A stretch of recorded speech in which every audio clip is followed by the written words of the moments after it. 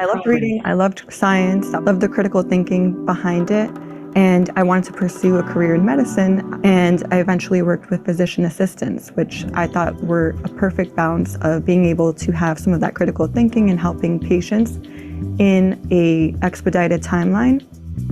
I'm a certified anesthesiologist assistant, and my base salary is $198,000, but through picking up overtime overnight on the weekends and after my shift, I pick up about $10,000 to $15,000 in overtime.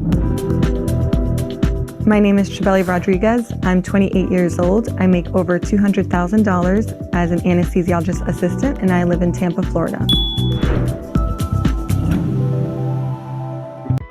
Hello family, welcome back to another episode of Journey to Harmony. I'm your host, Richard Harmon. Today I want to come and talk to you guys about the opportunities that present themselves in healthcare.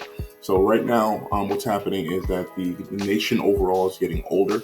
The baby boomers are moving into a more next stage of their life where it's retirement, where it's looking for different opportunities in different places.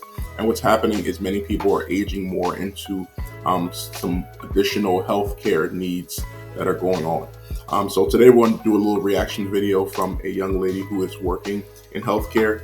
She makes about $210,000 per year. After doing some research, I've come to realize that this is pretty common in the healthcare field. There are people who are doing travel nursing. Many people who are doing travel nursing and working in the same city that they live in. There's a lot of need right now in the healthcare field with everyone trying to push towards technology.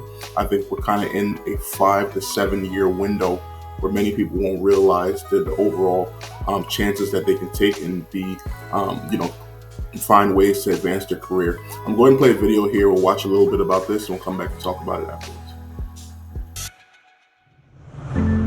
I grew up in Brooklyn, New York, and my parents came from Mexico and they wanted to make more income as we were a family of 7. So they ended up opening a business in upstate New York where they've started a farm and they would sell at the farmers markets.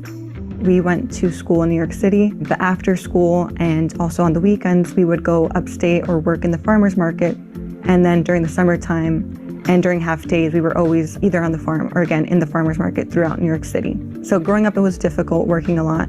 Just commuting back and forth between New York City and upstate New York was challenging. And there were times where we slept in the car right before we went to school and they dropped us off.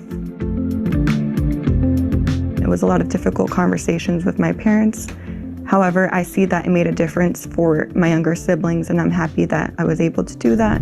Medical school was going to be a lot, and also the student loans. So that's why I started looking more into physician assistants, something with similar responsibilities, but with a shorter timeline, also typically less debt. I had to go to graduate school, and they were all around the $100,000 mark or more for tuition.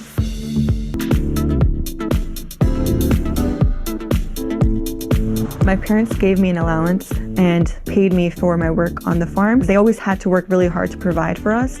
And so I always remember saving my money, saving it up every time they gave me money. When I finally graduated and started making over 6 figures, over $100,000, I still had a lot of that scarcity mindset of save, put the money away, never really thinking to enjoy as I was saving. And I'm trying to change that now. Currently, I'm saving about 50% of my income. I have picked up a lot of overtime and I've been having a lot more fun this year and traveling more. So at the same time, when I have extra money, I put that aside to my investing. So I've hit about an $85,000 investing goal this year, which I'm very happy with. So my biggest routine expenses are my rent. I try to keep that low with a roommate. Rent and utilities are around $1,400 a month. Other than that, another expense for me is about $1,000 a month for travel. All right, perfect. So we see there again that the young lady should end up going out and she got her master's degree in assistant anesthesiologist. She works in terms of providing it's like numbness type of thing. So if you're going into surgery, you don't want to feel the pain, they give you an anesthesia. And this allows the patient to kind of have a surgery in less pain than they would if they did not have that ability. So she's making a lot of money. She works in Tampa, Florida, where it's the cost of living is much less than where it is that she originated from. She's from New York, and she's living a pretty decent life. You know, she invests a large portion of her money and then she's looking overall just on how she can get out from there. She's, in addition to that, she's also created a YouTube channel. This allows her to find different sources of income while also investing that money to build a ability to create some recurring wealth that will allow her to remove herself from that particular industry in time to come. She did express some desire that she will eventually move away from the healthcare, maybe limit her time. And what will happen is the more experience she gets, the more her pay will eventually go up. Many people are not going to go into that particular field, so her salary will likely just continue to rise as time comes, and she'll need to work less and less. At some point, if it'll be possible for her to work 30 or 20 hours and make a lot of the same money that she's making right now. So for us who are looking for opportunities, there is a coming recession that is happening right now. Either it started right now or it's going to be declared in a short period of time.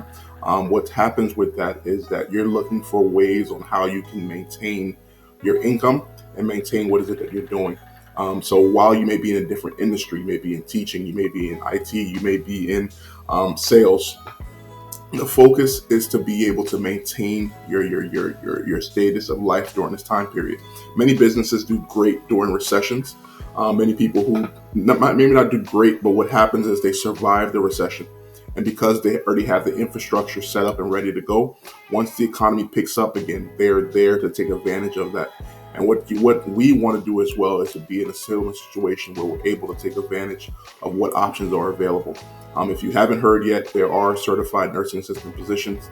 Many of them are paying at this point $25 to $30 per hour as an entry level role.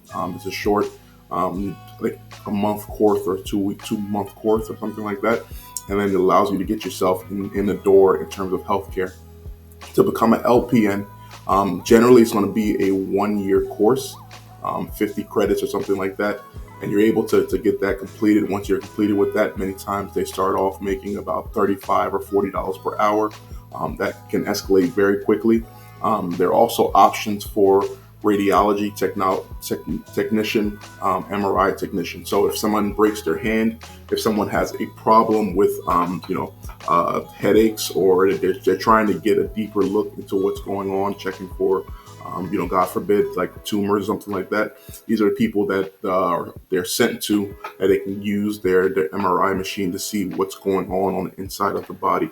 There's a lot of opportunity right now. So not only are people who are older going to need healthcare, those people also are going to be retiring from various fields, whether it's from the trades, it's from healthcare, it's from IT work. There's going to be a huge need of people. And what's going to separate a lot of people is just a little bit of education. Whether it's just, you go off, you do the 1 year, get your LPN, you push a little bit further and get your BSN, Bachelor's of Science for nursing. These opportunities are going to make and break and separate those who have from those who have not. A friend of mine used to say all the time that the time is going to pass whether you're in school or not, and you might as well find yourself some way of being productive. For many who have young children, it may be difficult in the beginning, but at some point, those children turn 6, they turn 7, they turn 8. And as a result, their need for us becomes less and less over time. We need to find ways of being productive and getting around this time period. It's not going to be easy, but for sure, it's going to be worth it. You may say to yourself, I'm 30, what can I do at this point? Well, if you're 30, the likelihood is you're going to live to be 75 years old. So even if, you take 2 years, you're still going to be likely working for the next 40 years of your life. So what you want to do is to make sure you put yourself and your family in the best position possible. Work together as a team. Be strategic in your decisions that you are making. And again, there are opportunities that are abounding right now. There are roles that I've never heard of, in my 30s, and I'm still learning about different roles here in healthcare. So what are your thoughts? Please comment below. Like, share, and subscribe. Thank you so much for joining, and have a good day.